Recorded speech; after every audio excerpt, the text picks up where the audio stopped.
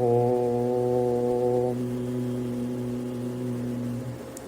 सहना भवतु सहनौ भुनक्तु सह वीर्यं करवावहै तेजस्विनावधीतमस्तु मा विद्विषावहै।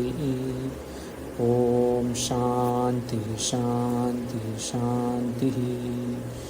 शङ्करं शङ्कराचार्यं केशवं बादरायणं सूत्रभाष्यकृतौ वन्दे भगवन्तौ पुनः पुनः। ईश्वरो गुरुरात्मेति मूर्तिभेदविभागिनी व्योमवद्व्याप्तदेहाय दक्षिणामूर्तये नमः। ॐ शान्तिः शान्तिः शान्तिः। ॐ अस्माकम् अद्यतनविषयः अस्ति सन्धिकार्यः। From this session, we will try to speak more in Sanskrit. Yeah, even questions, reading, explanations, if we can try in Sanskrit, it is very good. We can get better quickly. अस्तु, अस्माकं अद्यतनविषयः अस्ति सन्धिविचारः। सन्धिविचारः पृष्ठक्रमाङ्क 215 पृष्ठात्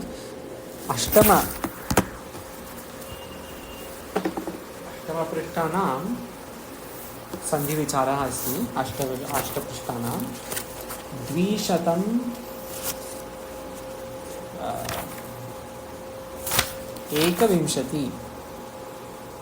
इति पृष्ठस्य सन्धिविचारे समाप्तमस्ति इति पृष्ठे। अस्तु, अद्य संक्षिप्तकार्यमस्ति सन्धिविचारस्य।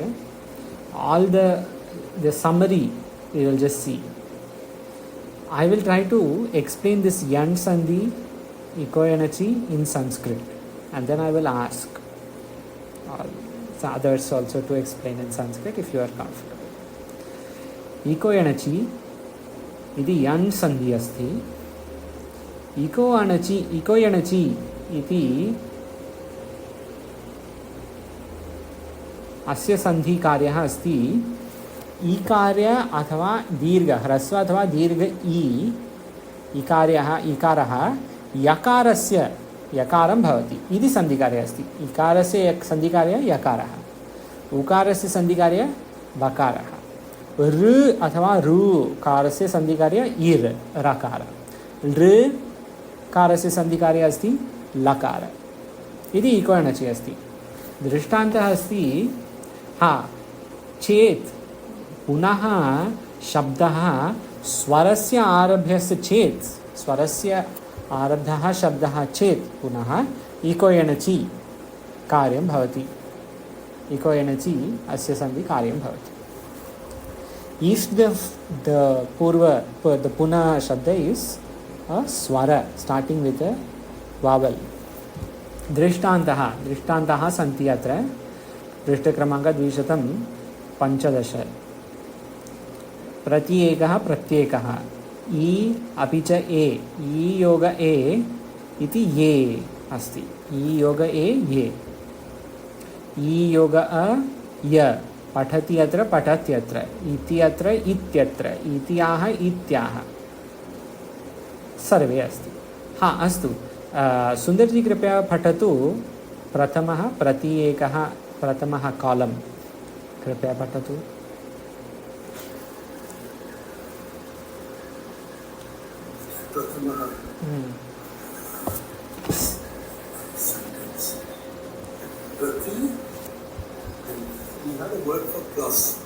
जोड़, योग, जोड़, धन, you can use any of those words.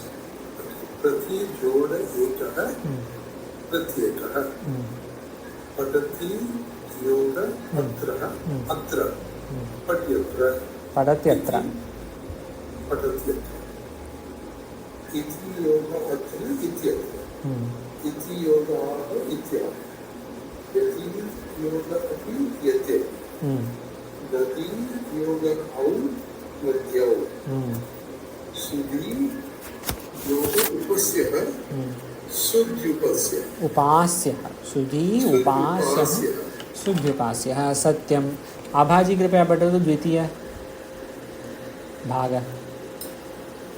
Om I have a question. संस्कृतभाषायाम् I don't know how to ask. Okay in English So, the part where it says, हाँ. यदि बाद में कोई स्वर हो तो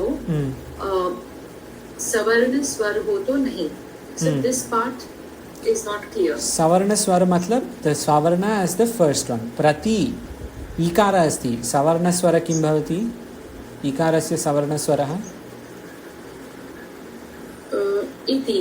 बस ईकारस्य सवर्ण स्वरः ईकारः अस्ति आकारस्य सवर्ण स्वरः आकार उकारस्य सवर्ण स्वरः उकार. Okay. For this reason they have अकः सवर्णे दीर्घः प्रति एंड ई विल बिकम ई दीर्घ.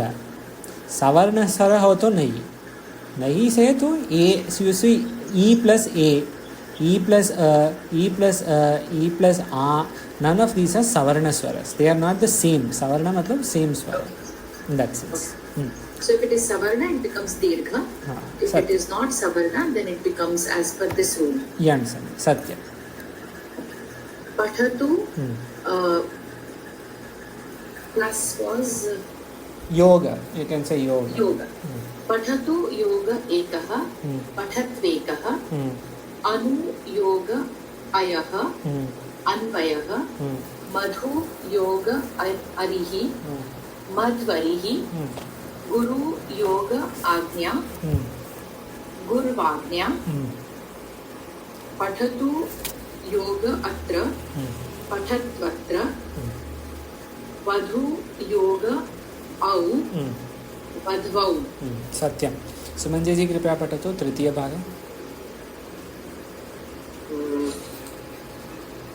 अत्र रि अक्षरस्य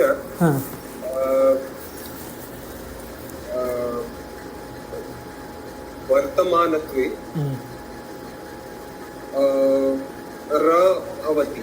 बहु सम्यक्. दृष्टान्तः स्वरस्य दृष्टान्तानि पंचमी स्वरस्य प्रेजेंस वुड बी स्वरस्य what is that your. Okay so पितृ जोड़ आ is pitra, matri जोड़ a is matre, धात्री जोड़ अंशः धात्रंशः, कर्तृ जोड़ आ कर्त्रा, कर्तृ जोड़ ई कर्त्री, दृ जोड़ आकृतिः लाकृतिः. बहु सम्यक्. यू कैन जस्ट से यदि पुनः शब्द स्वरस्य आरब्धः अस्ति और यदि पुनः स्वरः अस्ति सो इनफ. पुनः स्वरः अस्ति चेत् ऋकारस्य स्वर ऋकारस्य स्वरात् योगः अस्ति रा इति. रा री रे. सत्यम्. इन दिस पितृ आ पित्रा मात्रे मात्रे. इन दैट वे इको एनर्जी इज डन. आयादि संधि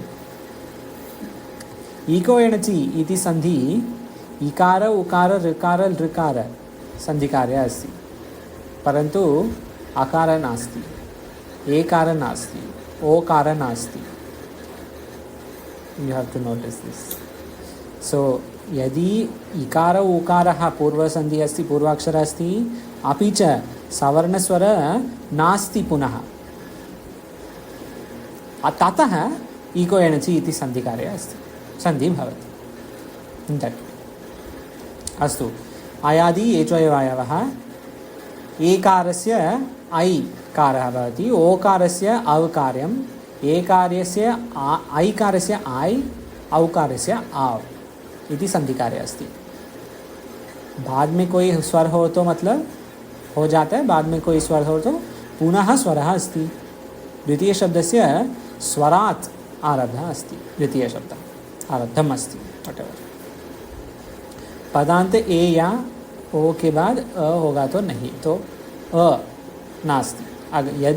यदि अ स्वर अक्षर अस्ति अकार अस्ति पुनः पूर्वः ए या ओ ए अथवा ओ ततः सन्धिकार्यं न भवति. आभाजी कृपया पठतु प्रथमः द्वे.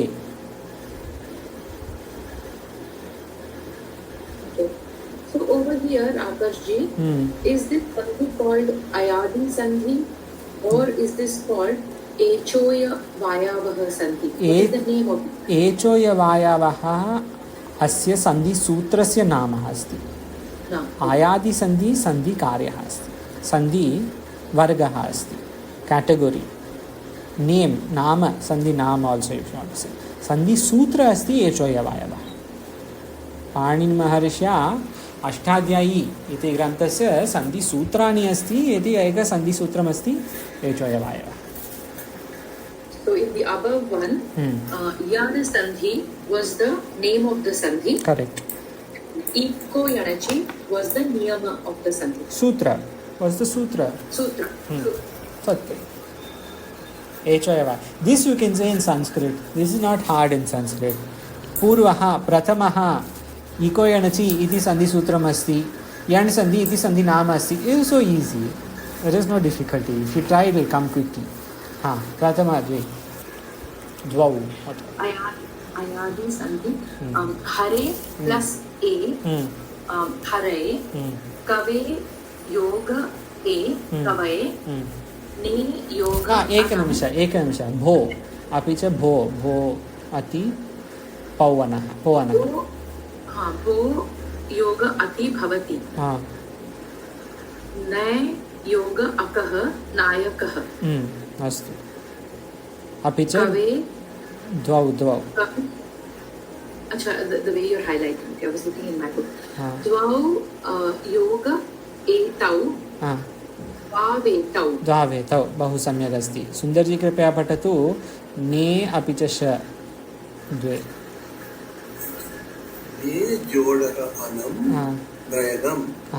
शे जोडः अनं शयनं. गुरो जोडः ए गुरवे. भानो जोडः ए भानवे. कै जोडः अकः गायकः. पौ जोडः अकः पावकः. बहु सम्यक्. सुमञ्जय जी कृपया whatever is left अपवाद. अत्र जी इत्यस्य प्रथमपदस्य अन्ते एकारस्य एकारः वर्तमानोऽस्ति. द्वितीयपदस्य आदौ अ इत्यस्य स्वरस्य वर्तमानत्वात् जे इत्यस्य पदस्य एकारे अय कार्यं भवति. This is very correct but very long. Yes. So you can simply say J योगः जयः. जेकारस्य अकारस्य अकारात् योगः जयः. अकारेण सह whatever. Practice the rule. I mean, that seems trying to say in Sanskrit. It is good, but we have to get through the pages. Yes. संचयः. संचये जोड़ अह. संचयः. श्रौ जोड़ अणम. श्रवणम. So what are these things? Sanchay, I mean, what is it is it some kind of a dhatu rupa or? Good question. Hare. Sorry, haraye. Haraye is what? In Hari Dhatu. Haraye is Pratipadika's transformation to a Shabda Rupa. That's all. This Echoya Vayavaha is a very awkward kind of sutra. In the sense, many examples will not be available. So they will make examples like Haraye, Kavaye, Haraye Chaturthi Bhakti, Ekavachanam. In that way, they will make such examples. So they have to split Hare plus A in that way. It is not an easy sutra to give examples for. Today we had one word, right? Gavaye. Gavaya, not Gavaye. Gavaya is the animal, like the that forest cow, Gavaya. श्रोवाणं सुमंजय जी कृपया वदतु गयति अपि च भवक. गै जोड़ अति गायति. भौ जोड़ अकः भावकः. बहु सम्यक्. अग्रे गुणसन्धि. आद्गुणः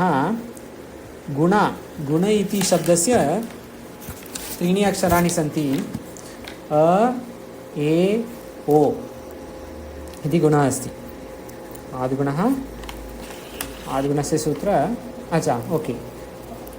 यदि प्रथमः आद्गुणस्य सूत्र अस्ति, हा। गुणसन्धि नाम अस्ति। सत्यम्, आद्गुणः सूत्रमस्ति, आद्गुणः सूत्रमस्ति, गुणसन्धि नाम अस्ति, नामः अस्ति, वर्गः अस्ति, you can say category sometimes, because 2-3 sutras will sometimes come in one sandhi, so vargah asti, bhagah asti, whatever you can say. आद्गुणः अकार अथवा आकार ह्रस्व दीर्घ यदि पूर्व अस्ति, अपि च पुनः यदि इकार अथवा ईकार ह्रस्व दीर्घ, अपि च उकार अथवा ऊकारः, अपि च ऋकार अथवा ऋकारः, अपि च लकार अथवा लीकारः यदि पुनः अस्ति, ततः एकार भवति अपि च इ ए, अपि च उ ओ, अपि च ऋ अर, अपि च इल् ऋ अल् इतिवत्। सुन्दर जी कृपया पठतु प्रथमः महाईशा गणेश। महाजोड़ ईशः महेशः,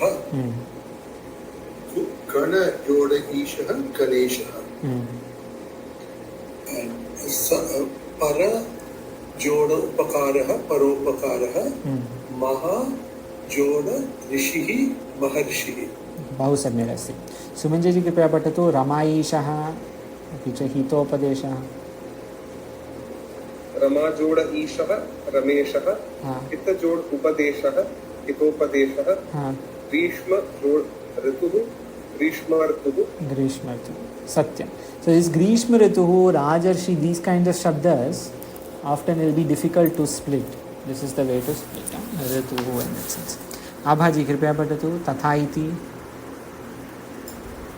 तथा जोड़ इति तथेति, गंगा जोड़ उदकम गंगोदकम, ब्रह्म जोड़ ऋषिः ब्रह्मर्षिः। बहु सम्यक्। तव जोडकारः तवल्कारः इति अस्ति। अस्तु, गुणसन्धि इति अस्य एकः भ्रातृ अस्ति, वृद्धिसन्धि। गुणसन्धि अपि च वृद्धिसन्धि भ्रातृः भ्रातारौ स्तः अस्ति, भ्रातारौ कस्मिन् सूत्रे कस्मिन् प्रत्ययः अस्ति? भ्रातृशब्दस्य प्रत्यय किं भवति भ्रातृशब्दे? परन्तु कस्मिन् प्रत्यय? भ्रातृ पितृ त्रिज् प्रत्यय। सत्यं, त्रिज् प्रत्यय। अपि च सूत्र शब्त्री नेत्री करेक्ट, गुड। अप्त्रिन् त्रिच्, स्वस्त्रिन् अप्त्रिन् एष्ट्र त्वष्ट क्षत्र होत्र पोत्र प्रशास्त्रनाम is one of a more difficult sutras, but that is the sutra. Satyam. Astu. Let me get it in my head. I have to translate from so many languages. So, vrittihi kaha padati, when will sandhi vritti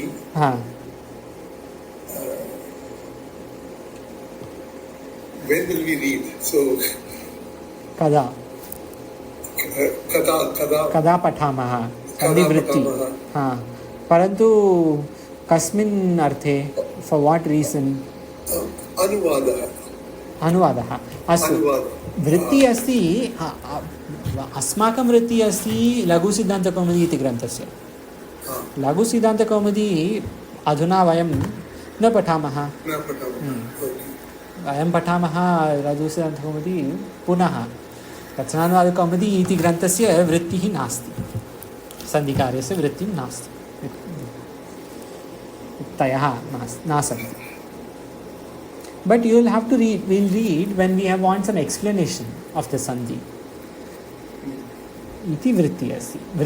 Vritti bhavan prichati vritti. Laghu Siddhanta Kaumudi, the definition. Satya. So not now, we will read later. Adhuna nasti. Astu.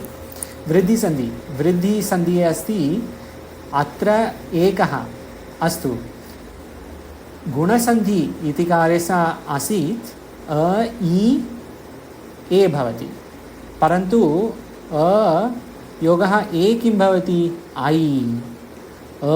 अपि च ओ भवति, परन्तु अपि च ओ औ इति वृद्धिसन्धि अस्ति। गुणसन्धि इति कार्यस्य भ्राता अस्ति।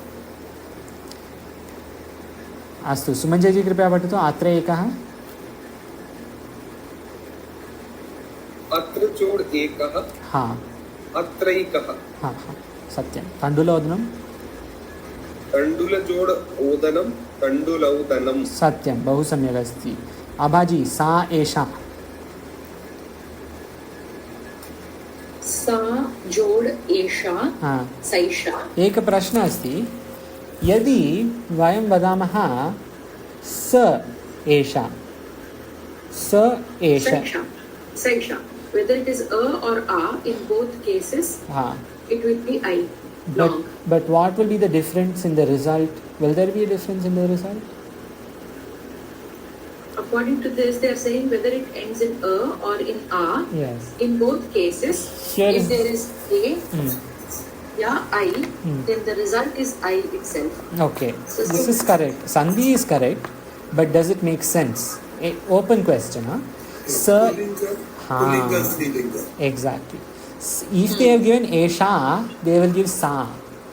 If it is Sa, it will only be Esha. Sa, Esha, Saisha. Okay. Sa, Esha, Saisha. So, Sa, Esha will never come actually in proper Sanskrita. But Satyam, Madhaji, good. You notice that Sa and Sa. Exactly. यदि दीर्घः अस्ति अपि च ह्रस्वः अस्ति, सन्धिकार्यं समानमस्ति। अस्तु, महा औषधिः, महा प्लस औषधिः, महौषधिः। बहु सम्यक् अस्ति। सुमञ्जयजी, राज ऐश्वर्यं, राजजोड ऐश्वर्यं, राजैश्वर्यं, देवजोड औदार्यं, देवौदार्यं। बहु सम्यक् अस्ति। पूर्वरूपसन्धि किम् अस्ति? एङः पदान्तः इति सूत्रः अस्ति। एङः पदान्तः इति समीचीनम् एग्जाम्पल्। वृद्धिरेचि नैव all the time. सत्यं, करेक्ट। नैव, न एव, these words. yes, that is correct. Better example is नैव, न एव, नैव। Pashya, even Pashya etam they have given. At least if they have given Pashya etam, we could have done Pashya itam with like in Bhagavad Gita. Exactly, we could have done at least that, but they didn't give. They gave only Pashya etam. Correct. So we can find those examples actually, and we can make a list of such more relevant examples. Right. Astu. Engah padantadati. एङ्गपदान्तः इति सूत्रः अस्ति। यदि पूर्वशब्दे एकारः अस्ति, अपि च पुनश्शब्दस्य अकारः भवति अस्ति, ततः एकारः भवति सन्धिकार्यस्य, परन्तु अकारः भवति अवग्रहः। हरे अव, हरेव, विष्णो अव, विष्णोव इति वत्। Sundarji, लोकेस्मिन्, रामोधना। So Ramo Jodaduna, Ramoduna. हाँ, this is not very difficult. आभाजी, विद्यालये अस्मिन्, विद्यालये जोड अस्मिन्, विद्यालयेस्मिन्। बहु सम्यक्। सुमञ्जयजी, लोकोऽयं, लोको जोड अयम, लोकोयम। लोकेस्मिन् is in Gita. Lokesmin yes, Vividha. I was going to ask after you. I said, do anyone remember Lokesmin? Lokesmin Vividha Nishtha? पुरा प्रोक्तम मया नघ, ज्ञान योगेन सांख्यानां कर्मयोग। सत्यं। तृतीय अध्याये अस्ति वा? तृतीय अध्याये भवति योगेन योगिनां, योगिनां। तृतीय अध्याये अस्ति वा? तृतीय अध्याये अस्ति न किल? तृतीय अध्याये अस्ति। Can you hear me? Okay, my voice isn't breaking, right? Yes, for a second second it got open, but now it's open. Okay. Others same for a second, or it is okay? It's fine. Okay. Must be some condition. अस्तु. सवर्ण दीर्घ संधि. आकाः सवर्णे दीर्घः. तो Abaji your question is answered. गुण संधि यदि इको एणचि इति अत्र सवर्णस्वर होतो नहि इति पंक्ति इति शब्दानि सन्ति इति वाक्य आसीत्. सवर्णस्वर होतो किं भवति इति उत्तरमस्ति अत्र. अकः सवर्णे दीर्घः. आभाजी कृपया वदतु. हिम आलयः. हिम जोड़ आलयः हिमालयः. गिरीशः. गिरि जोड़ ईशः गिरीशः. गुरु उपदेशः.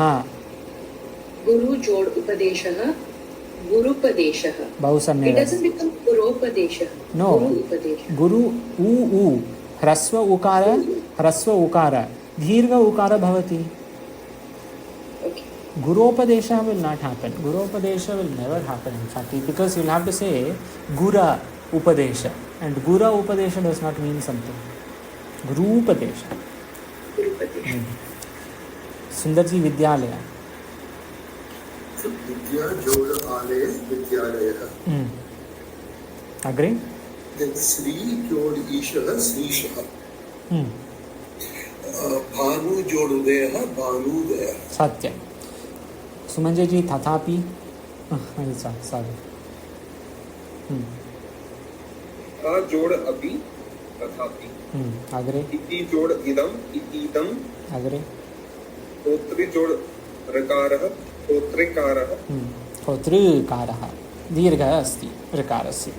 तो अ इ उ ऋ सर्वे अकः सवर्णे दीर्घः इति सन्धिकार्यः अस्ति. अस्तु. हल् संधि अग्रे. हल् संधि अपि च अच्छा ये सब. सो ऑल दिस इज स्वर संधि. दीस 6 आर ऑल फॉर वावल्स स्वर. इको एणचि एचोयवायवः आद्गुणः वृद्धिरेचि एङ्गपदान्तः इति आकाशवर्णे दीर्घः. 6 स्वरसन्धि कार्याणि सन्ति. परन्तु अधुना हल् संधि भवति. हल् संधि प्रथमः श्चुत्वसन्धि. श्चुत्वसन्धि हल् संधि प्रथमः हल् संधि सन्धिकार्यमस्ति श्चुत्वसन्धि. श्चुत्वसन्धिकार्यम् इति अस्ति. यदि विसर्गः अस्ति अपि च यदि सकारः अस्ति हलन्तेन सह सकारः अस्ति अपि च अन्तेन सह तकारः अस्ति पुनः ततः श्चुत्वसन्धिकार्यम् अस्ति. यदि पुनः शब्दस्य चकारः अपि चवर्गः अक्षराः सन्ति. दृष्टान्तः अस्ति रामस् जोड् च रामस्य योगः च अपि च रामः योगः च रामः च रामश्च तच्च तच्च सद् जनः सज्जनः इतिवत्. जकारः हाँ वदतु. स अक्षरः हाँ सकारः स हलन्त अक्षरः. What is the pronunciation for that? Is. So you call it iskara. No, you can say sakara halantena sa sakara. You can say halanta sakara. Is. Halanta sakara. So, or sakara with halanta. The thing is, or you can say is also. Is iti akshara asti. Is iti karya asti. In that way also you can say. But there are formal and informal ways of saying. Yes. Astu. So Akash ji, I have not heard like is. Looks like this is an official way of saying. So I would have said sir or sir, like that. If it is halanta. So yeah, so that will be difficult to understand, right? Sir or sir. It will be a little hard to understand. You can say is whatever, but sir will be little difficult to understand. People say is there halanta or not in that way. ideally these things will never come to us in actual, in our lives probably ever again. That iskara alone, when it is going to come. Sakara with halanta we can say easily. Sakara halanta saha sakaraha we can say quickly. Astu. Sumanjay ji, any other way, or even Sundar ji or Abha ji, any other way you have heard of saying this kind of is or its or ib or ip or im in that way? Any other way of saying this that you have heard of? Or Ketul ji? No, actually, because I use sa halanta, that is how I say it. But that is how in Bengali also they used to say it that way. But this is probably more effective, because if you want to do the ucharana in isolation, you cannot. You have to put some akshara before it and do the ucharana. So this sounds fine. Sa halanta is generally also used. Is also okay. Sa halanta is what people will usually say, like ma halanta, or they will say ma kara halanta and saha ma kara, you can say with halanta in that way. Whatever. There are different ways of saying it. As to Abhay, Vakya, when we see, we will see it as is. But usually it will come at half sa, no? Correct. But when you see in Vakya, it will come as Visarga. I mean, of course, in Vakya, you will get only the Sandhi Karya Shabda. You will get Ramascha. And somebody will say, how do you split Ramascha? You have to say Ramaha in, like when you are reading the Vakya. But the absolute pure form of Vyakarana will say Ramascha. That. Astu. Abhaji kripya vadu. Kaschit. Kas, adhik, chit, kaschit, sat, jod, chit, satchit, ud, jod, jwalaha, ujwalaha. Samyak. Sumanjay ji, duscharitraha. Dus jod charitraha, duscharitraha. Sat jod charitraha, satcharitraha. Yach jod na, yachna. Or yacha. I don't know what's written here. Nyaka, that nya, whatever. Nya. We know what happens. That is the important thing. Astu, Sundarji, Agre. Akarshi, the middle one, Sat Jod Charitra is Sat Charitra, not Sat Charitra, right? No, it is Sat Charitra. It is like Sachidananda, no? Sat Chit. That. Sundarji. Haris Jod Shete, Harish Shete, Ut Jod Charanam, Uchcharanam. And Shangin Jaya. Shangin Jod Jaya hai, Shangin Jaya. This is Ucharanam. Pronunciation. Astu. Agre, Shrutva Sandhi. Shrutva Sandhi api cha Shrutva Sandhi Bhratarau Santi. Apitarau Bhratarau Staha. Shakara na bhavati Shakara. This is Dantya Shakara. This is Murdhanya Shakara. Dantya Shakara because the teeth are involved. Murdhanya Shakara because the palate of the world, the mouth is involved. Sundarji. So this one is Murdhanya Shakara? This is Murdhanya. The first is Dantya. Tubhavan. Ishtaha. Sundarji. Sorry. I was writing. Ish Jod Taha, Ishtaha. Ramas Jod Shtaha, Shashtaha. Ramashashtaha. Vish Jod Nuhu, Vishnuhu. Satyam. Sumanjay ji.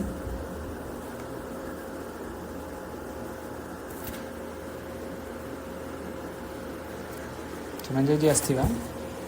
No. Okay. Abha ji कृपया वदतु. प्रेष्टा. Pesh jod ta, peshta. Ud jod dinaha, uddinaha. Krish jod naha, krishnaha. So here is the Vishesha. Shrutva Sandhi Sikari se Vishesha asti. Shrutva Sandhi api cha. Here in Sat plus Charitra, when you say Shrutva Sandhi, this whole Takara ta, the, all these will come. Or the and the at least, many times. Similarly, for shakara, ta and da will come. Tavarga. Here, chavarga. That is why chutva. Sha, shakara, apicha chavarga. So, chu. Both are here.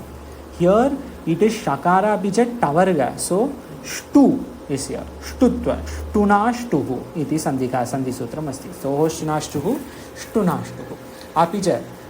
पुनः वयं पश्यामः जष्ट्वसन्धि जष्ट्वसन्धि इति कार्यस्य द्वे सन्धिसूत्रे स्तः झलां जशोन्ते झलां जश् झषि you will see both together झलां जशोन्ते इति यदि स्वर अस्ति पुनः शब्दस्य आरब्धः स्वरेण सह अस्ति झलां जशो अन्ते यदि व्यञ्जनः अस्ति झलां जश् झषि इति विलक्षणम् अस्ति अस्तु आभाजी सुप् अन्तः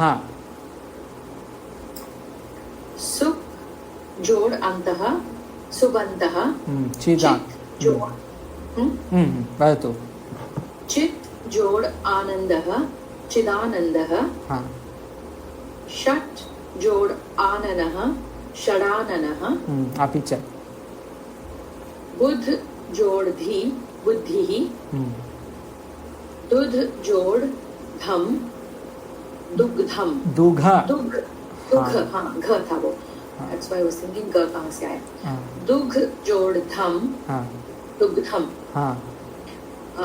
शुद्ध शुद्ध नो शुद्ध शुद्ध जोड़ धीः शुद्धिः The print is a little off, but you can see that in Gha the line is together, and Dha it is standard. Yeah, and also based on the result, I did a bit of reverse engineering. Yes, bas. Because mainly what we need more than this, we sort of need this. Subantaha, how to split Subantaha. That should be more our focus. We can do that separately. We'll do in our document, etc. When we create, we can do that. Sundarji, kripaya vadatu. Krishna, just to clarify. So, Jalam Jasho Ante, we needed Swara. Correct. Yes. So, when you see the word Deshyam, that it becomes Swara because of the A with the Ga? No, so in this sense, they have given not just Swara. So, you see, Eka, Pratama, Dvitiya, Tritiya or Ushma. All these are in there. So swara is the easy way because most of these will be swaras, these are all swaras. So I first a, but also all these are here. Varga ke all of this will become jash yadi jal pad ke antim akshara hota. So in that sense, jal etc. we have to know from Maheshwara Sutrani. Correct. So you have to go to Maheshwara Sutrani for what is jal, what is hal, what is jash, and all this will be here. It is Maheshwara Sutrani 8 to 14. Correct. 8 to 14. It includes the first 4 letters of each of the 5 vargas. Exactly. So you see Jabha, Gadadha, Javagadadha, this is Tritiya and Chaturtha. Kapha Chatatha, this is Dvitiya. Kapha Shasasa, Ha, this is Ushma. So whatever they have given is all here in Jhash. Or Jhash, you stopped till here, right? Sorry, only till here. So Tritiya and Chaturtha. Jabhagadadha is all Chaturtha. In Dashama, Javagadadha is Tritiya. In that way. So Tritiya and Chaturtha are in Jhash. So Jhash, Deshya, Da is Tritiya, right? Gaja is Tritiya. E of course is Swara. So Swara and Tritiya Chaturtha. Tritiya, right. Yeah, correct. Satya. Okay. So Jagadisha. Jagat Jod Ishaha, Jagadishaha. And Dik Jod Ambaraha, Digambaraha. And Shat Jod Eva, Shadeva. Satyam. Agre. Siddhi. Siddh Jod Dihi, Siddhihi. Lab Jod Gaha, Labdaha. And Yudh Jod Dham, Yudham. So in Jhalam Jashishi there is one more. If you find this, you see Yudha, or this is the better one, Labha.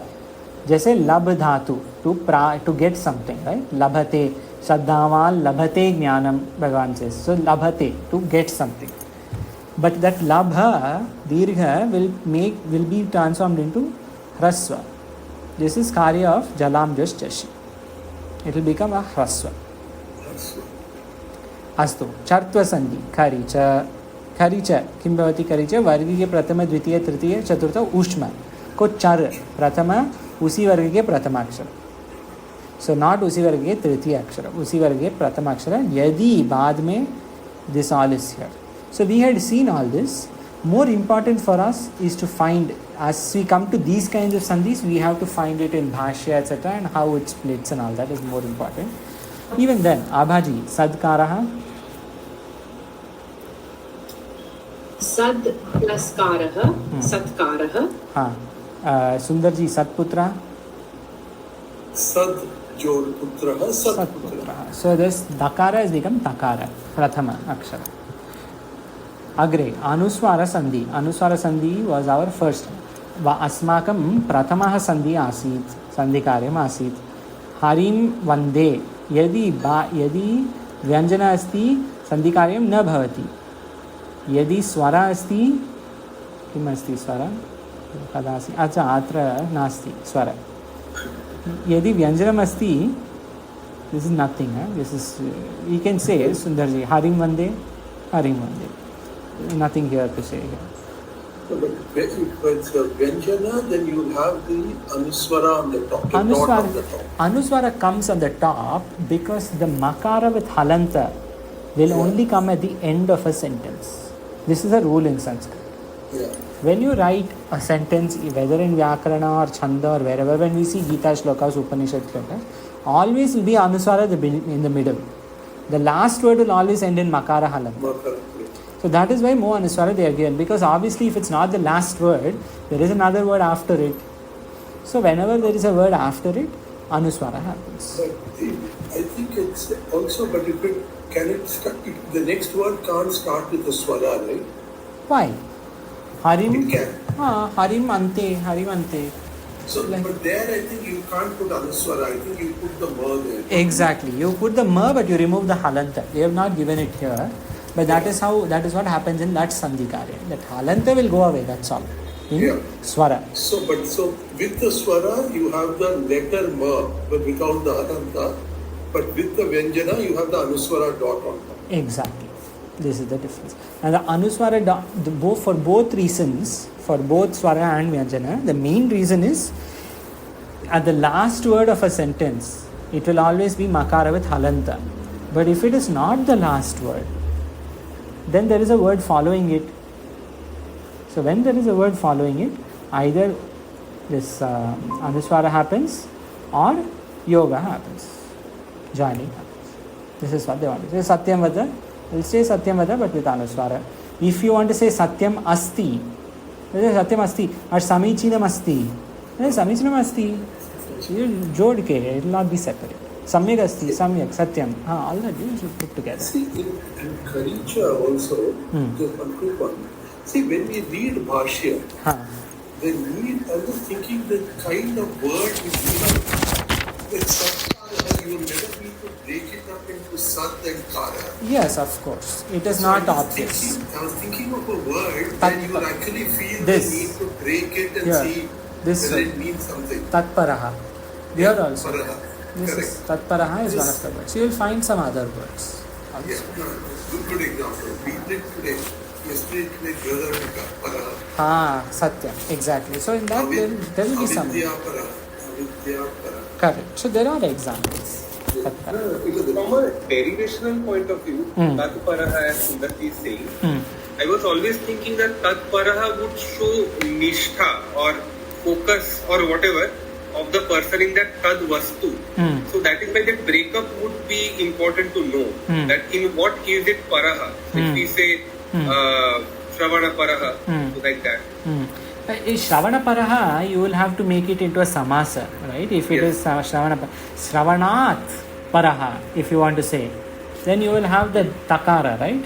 Here, see, again, they have skipped one sutra because, of course, it is a little more complex. Tat, why it became Tad, that is something they have skipped because, of course, it is not Rachananvada comedy level.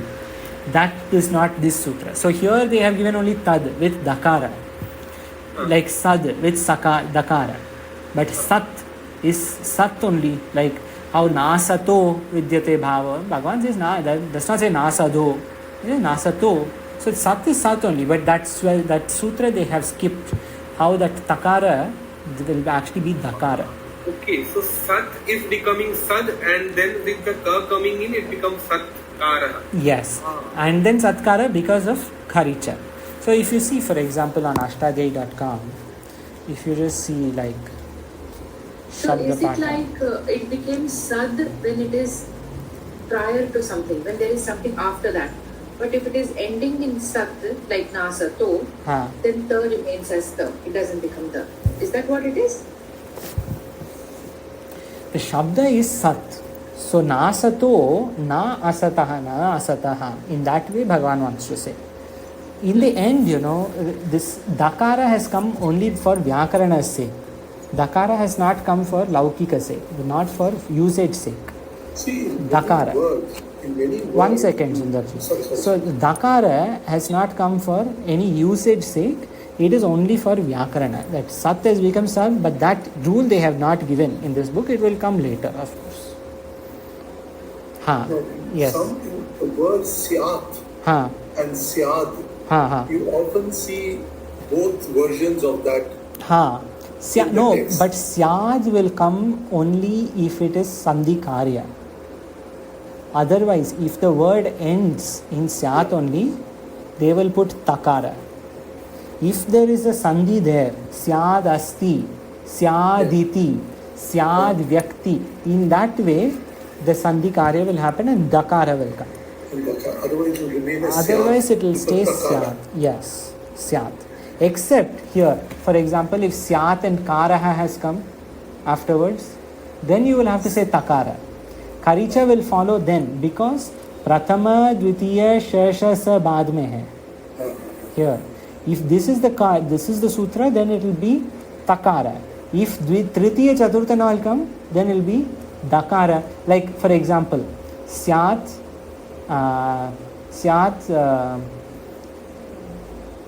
yuddham, you can say. Syat yuddham will be syad yuddham. Or there will be better examples. Syat dadhi, you will say, right? Syat danaha.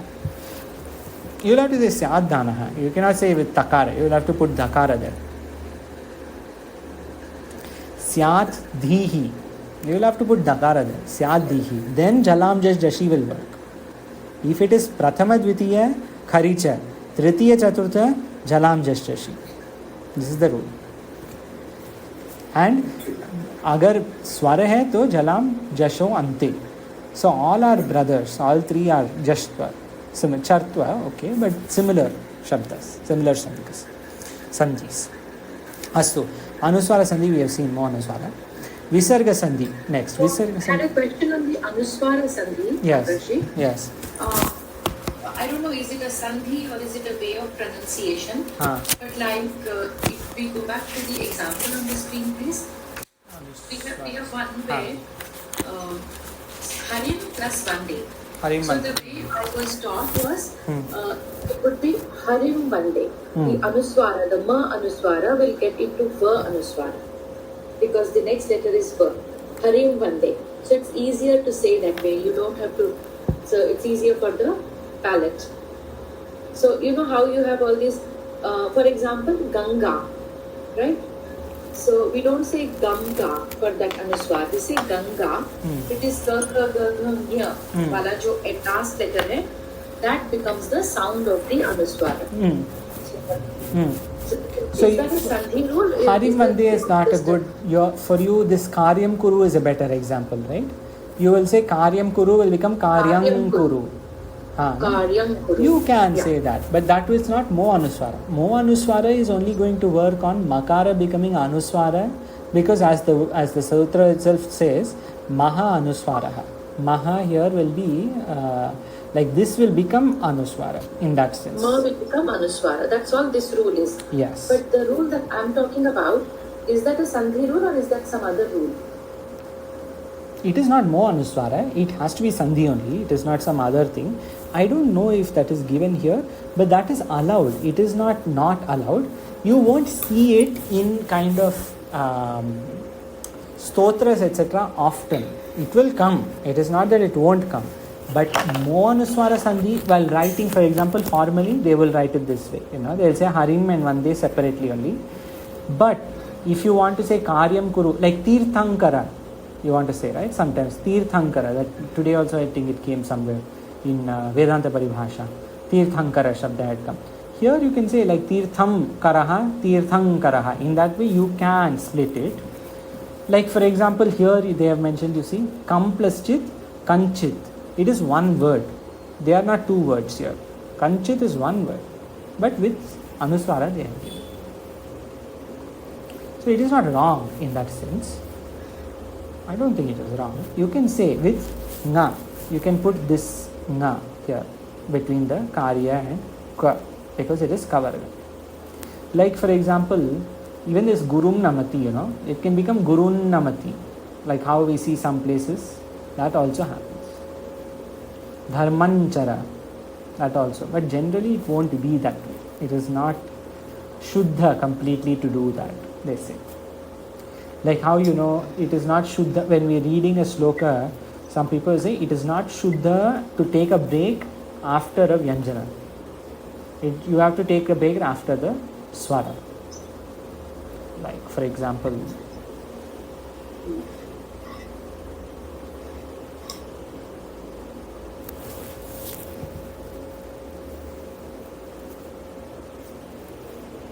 okay, some example will come. But there are some rules basically on what is shuddha and ashuddha. So that we have to keep in mind. What they are saying here is when this makara comes, if makara with halanta is coming before vyanjana, then you just make anuswara and keep the word separate. If it is coming before swara, which they have not given here, that is another thing they haven't given here. If it's coming before swara, you have to put it together. Remove the halanta and make it one word. The Radha also has not come. Maybe they'll come later. Maybe they want to say that later. We'll see. Astu. Visarjaniyasya saha. Visarga sandhi. Now we are seeing Visarja sandhi. All are Visarga sandhis. There are 6 or 7, I think. Question? Kim asti prashna? Kobi asti va? Nasti. Astu. Visarjaniyasya saha. Harihitrayate, haristrayate. श अथवा चवर्ग बाद में हो तो ष्टुत्व संधि भी होगा. यहाँ pay विसर्ग के बाद खर you have to see from our friends माहेश्वर सूत्राणी. प्रथम द्वितीय श यदि बाद में, यदि पुनः सति प्रथम अक्षर द्वितीय अक्षर श पुनः विसर्गः भवति सकार इति विसर्जनीयस्य सः अस्ति. अस्तु. आभाजी कृपया वदतु. रामः तिष्ठति. रामः अधिक तिष्ठति. रामस्तिष्ठति. सत्यं. परन्तु किमर्थं? But why? What is the vishesha here? Why it becomes Ramah. Visarga. There is a visarga. Satyam. And then it comes from the 1-2 sh from Satyam. The Maheshwari Sutrani. The ta is part of that. So ta will be which one? Which one is? Correct. So ta is part of that in the sense ta is prathama. Right? Exactly. That is the, yes. So that is the name. Because prathama aksharaha asti punah. That's all. So Ramastishtiti. Astu. Sundarji Balaschalati. So Balaha Jod Chalati, Balaschalati. Same rule as Ramastishtati.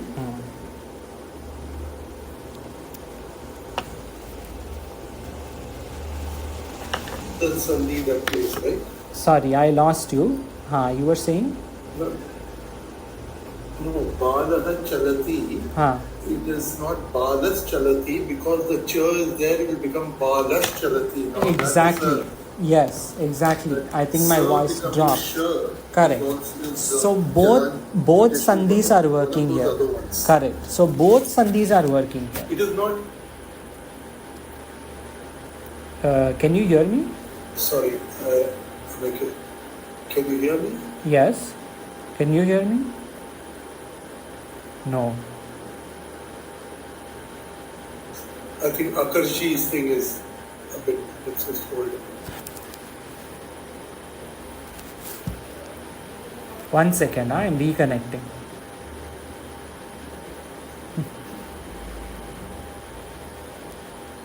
Okay, can you hear me Yes, now? both of these are working. Correct. No, this is horrible. Yeah.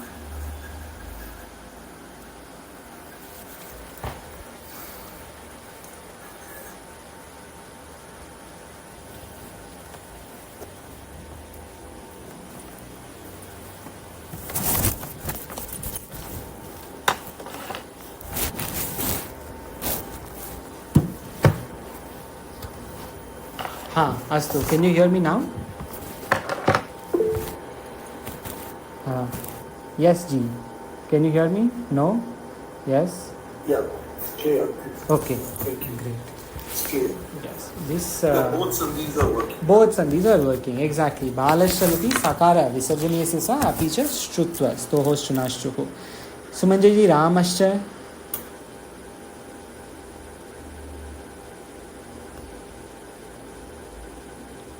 Ramah Jodcha. Ramascha. Ramascha. I hope you will forgive me. I want to take 10 minutes more because then we can finish these 2 pages. No? Okay, I don't know what to do. Yes, it's fine. Okay. You are not sharing screen anymore, is that right? Yes, now I am not sharing screen. Correct. Okay.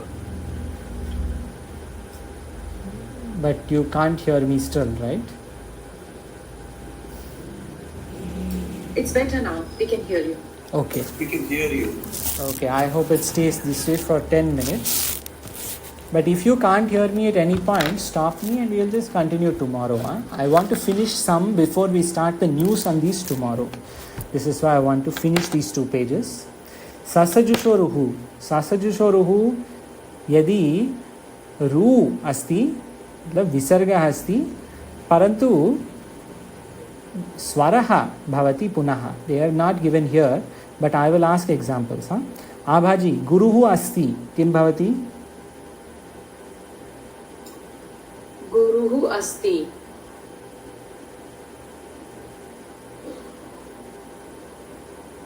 गुरुस्ति. Gururasti. Rakara will come. If guruhu, this is shashajusho ruhu. If the antima of the first word ends in rihi or ruhu, then this rakara will come at the end. And Rakara will come. Correct. Gururasti. Gururasti. Satyam. Sundar ji कृपया है तो हरिहि अवदत्.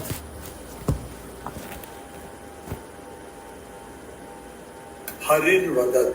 Hari Ravadat. Hari Avadat will be Harin Vadat. Hari Ra, not Hari. Ravadat. Hari Ravadat. Hari Ravadat. Satya.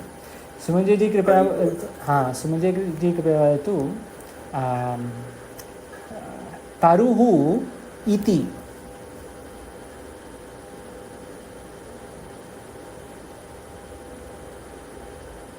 अस्ति वा सुमंजय जी? Can you hear me, Sumanjay ji? You are saying Taru. Taruhu. What is the first pata? Taru. Tree. Taruhu. Taruriti.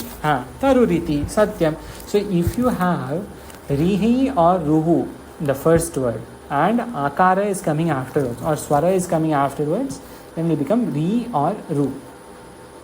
We will have to do some exercises maybe in looking at one of these books, Bridhanyakopanishad or Adhyasa Bhashya or something, so we have a better idea of what is all this. Astu, agre. Ator ora plutada plute. Dve कार्ये स्तः अतोर और प्लुता प्लुते. यदि पूर्व शब्द विसर्गः भवति, पुनः शब्द द्वितीय शब्द अकारस्य आरब्धः अस्ति, पुनः विसर्गः ओ भवति, ओकारः, आकारः अवग्रहः भवति. I will share. I will try to share screen.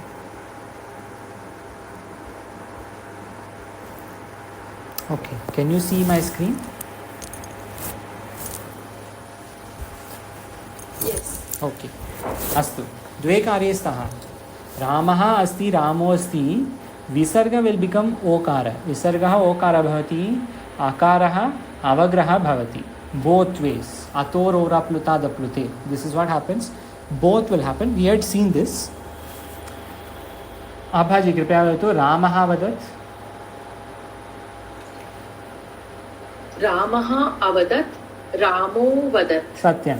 यदि अहं वदामि हरिः अवदत् किं भवति फिर ततः हरिः अवदत्. You said, right? So it will again be haro ravadat. No, this is where, see, this is like sasajusho ruhu. Rakara has come, right? In the first word, rakara has come, hari. So it will be harir. Ha, exactly. Hari ravadat. Hari ravadat. In that so it will be harir avadat. But then there will be no hari ravadat. Satyam. There won't be this. Avagraha will not be there. Avagraha will not be there. This is avagraha. Are you losing me? I think you are losing me. Okay, I'll stop sharing. But you know where I am. Ator or apluta plute. Avagraha will come. Sundar ji, कृपया वदतु देवः अधुना.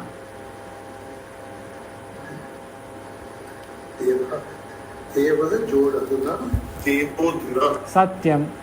सुमंजय जी सः अपि. अवदत् सोवदत्. सोवदत्. Okay. सः अपि सोपि सः वदत् सोवदत्. At the end of the page, they have given examples for sasajusho ruhu also. You see, harihi avadat, hariravadat. Guru hasti, guru rasti. They have given all these things. Lakshmiyam, lakshmiriyam. All of that they have given. This is all sasajusho ruhu examples at the end of this page. So in sasajusho ruhu, if we have a swara, then the ra gets included as long as we have a ri or a ru in the beginning, in the first word. Yes, but also if you have an ukara with visarga, then also like baduhu or lakshmihi, let's say lakshmihi iyam, because these are this ikara dirgha has come, dirgha lakshmi and badu guru, all these have come. So what will guru or bhashanati lakshmi and badu, then what happens? If both are swaras and the first is a dirgha swara, then the rakara will come. Then rakara will come. And even if it's a raswa, like our harihi. Correct. But swara, then also? Yes. Yeah, but when it is hareka and dravyam, that's when it becomes the repa comes. Correct. Then harehe dravya. You see, because the action itself is the ir. Ra halanta is the action, sandhikarya. It is not ra without halanta. So harihi avadat is actually harir avadat. Harir avadat, and that ra with halanta and becomes a ra. Correct. So if that is because the swara is following harir avadat, so it became harir avadat. But if vyanjana is following harir bhashanam, then harir bhashanam will come. Satyam. So it is in that way because the sandhikarya itself is not a full ra, it is only a halanta ra. That is a sandhikarya. So harir dravyam, in that way they have given. There are 3 more. We will see this tomorrow. I think it's okay if we can see tomorrow. We will quickly see these 3 at the beginning of tomorrow, and then this won't take more than 3-4 minutes. 1 minute for each sandhi, because we have finished all this. And we can see the new ones. There are, I think, 10 new ones. We will see all 10 tomorrow. Okay. Kopi prashna asti va? Very nice class. Thank you. I think what we should do, also maybe next week, just take one of our texts and find in that one page everything, like how we had done for Bhagavad Gita, like just select shlokas and then we found everything. We can do this in one of our texts, like Sarva Vedanta Siddhanta Sarasangraha or Naishkarmya Siddhi, or one of these texts. We can try to find such words where that will be of practical usage also. Astu. ओम पूर्णमदः पूर्णमिदं पूर्णात् पूर्णमुदच्यते पूर्णस्य पूर्णमादाय पूर्णमेवावशिष्यते. ओम शांतिः शांतिः शांतिः. शंकरं शंकराचार्यं केशवं बादरायणं सूत्रभाष्यकृतौ वन्दे भगवन्तौ पुनः पुनः. ईश्वरो गुरुरात्मेति मूर्तिभेदविभागिने व्योमवद्व्याप्तदेहाय दक्षिणामूर्तये नमः. ओम शांतिः शांतिः शांतिः. ओम.